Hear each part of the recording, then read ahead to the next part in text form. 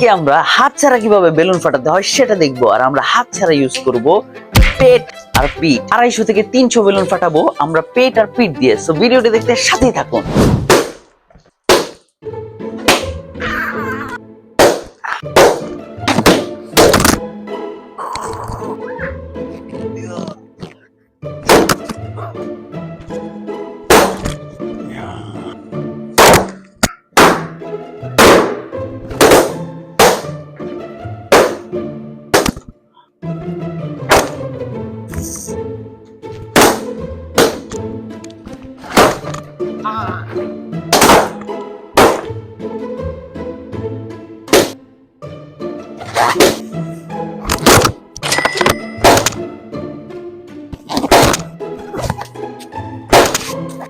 এমন মজার ভিডিও আরো দেখতে চাইলে আমাদের চ্যানেলটিকে সাবস্ক্রাইব করতে ভুলবেন না।